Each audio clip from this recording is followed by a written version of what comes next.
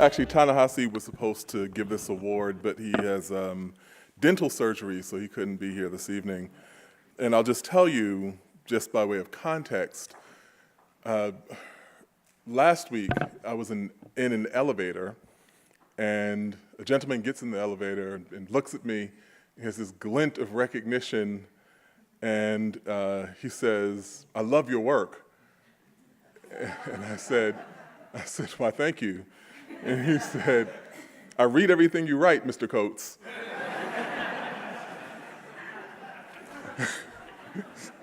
I was like, "No, I'm the other guy."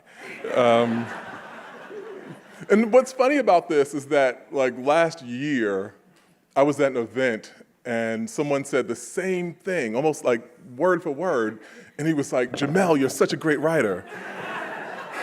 I was like, "No, I'm not that guy either." So just for the purposes of this introduction, I actually don't mind if you imagine that Ta-Nehisi is here. You conflate the two of us while I read this introduction on his behalf.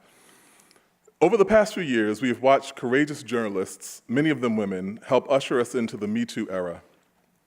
These journalists have not simply authored morality plays, exposing bad men doing bad things, but the ways in which systems themselves manufacture, support, and even encourage these men. This approach, with its focus on corrupt power and perverted structure, is employed to maximum effect in Miami Herald reporter Julie K. Brown in her series Perversion of Justice. Brown's series ostensibly centers on the crimes of Jeffrey Epstein, who abused and molested some 80 victims over the years. The marks Epstein left on those victims, mental trauma, substance abuse, death, echoed throughout the years. But more than Epstein's crimes, Brown showed how Epstein exploited societal weaknesses, targeting young girls who were vulnerable and often homeless. She showed how Epstein manipulated his victims into tools for garnering more victims, effectively creating a pyramid scheme of sexual predation. And finally, she showed how once Epstein was apprehended and accused, prosecutors negotiated a secret plea deal and ultimately proved themselves more interested in protecting Epstein than the young women he preyed upon. It is often said by critics of Me Too that the movement has overreached. There certainly should always be real concern for the presumption of innocence and due process, but Brown's reporting shows how our justice system still bends itself toward the powerful. Perverted justice is a triumph of shoe leather journalism, one that shows that the problem of this era, of this moment, is not that we have gone too far, but that we still have so far to go.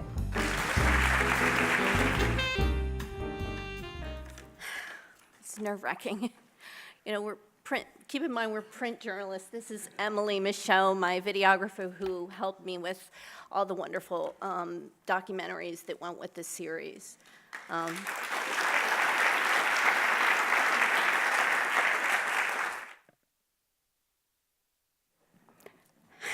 When Alexander Acosta was nominated as Secretary of Labor in March of 2017, I had already been familiar with what was probably the most controversial case of his career.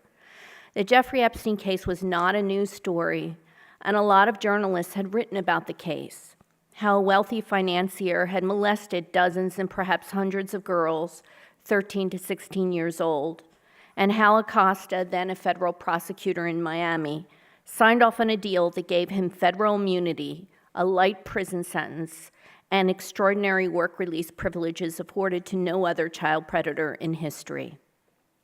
But little was mentioned about the case at his confirmation hearing, and it wasn't even mentioned in some of the stories written about his confirmation.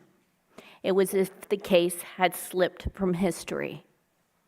I wondered about the girls who were now women, where they were and what they thought about this former United States prosecutor now appointed to lead a vast federal agency with oversight of child labor laws and human trafficking.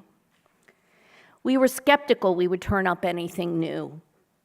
But as I began looking for these women, who were now spread across the country and around the world, I learned that a handful of them were still fighting for an elusive justice that even the passage of time had not made right. We started this project long before Me Too movement, Harvey Weinstein, or any of that. This case had been written about before. It was a real challenge because, even my own editor was skeptical that this was going to be something that was worth spending a lot of time on. But as I began looking for these women, which, by the way, since they were all minors when this happened, none of their names were known, so it took me a good maybe 4 to 6 months to even track down who they were. I learned that they were still, in court. They were suffering, and that no one had really written about what they were going through and how they were still fighting, suing the U.S. government, trying to get documents that the government wouldn't give them. I also discovered that there was more to this story, details that investigators had not revealed before. The more I dug into the case, and the more I realized that there were people, very powerful people, had gone to great lengths to keep the scope of this sex trafficking crime from becoming public. There were aggressive, concerted efforts to silence these women. Countless documents were sealed so that no one would know the depth of this crime. And these powerful people were very successful. And that bothered me. Emily and I interviewed women who lived in shame, and we came to realize that these powerful people thought that they had won. In the end, it is our job to bear witness to the truth. Few stories are ever finished, even if they've been written about hundreds of times. So I encourage everyone to keep digging, even if you are mining territory that has already been turned over, because in this case, I found that this story isn't over. It is just beginning. There are now at least one federal investigation into Alex Acosta's role and other prosecutors' role into this, and there are several other court cases that are trying to unseal other documents in the case, and so we're hopeful that there will be more to be told on this story. I thank the Sidney Hillman Prize Committee and the Sidney Hillman Foundation, the judges, the Miami Herald, and our parent company, McClatchy, my editor, Casey Frank, and most of all, the courageous young women who trusted us with their stories. Thank you.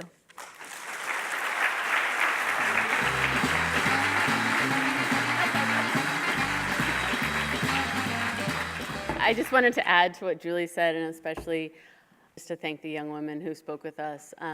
It kind of struck me, the child expert that we interviewed, Marcy Hamilton, she said that most victims of child abuse can't even talk about this, or maybe not until they're usually around 50 years old. And for these women who are now maybe 30 at the most, to sit down and talk to us on camera and share these stories, I just have such admiration for them. And I know a lot of them hoped that in them coming forward that other women would come forward, and they have. So I think they can be very proud and, really know that people do care about them, and that this, that their story is important and they are important because they were never made to feel important. So, thank you.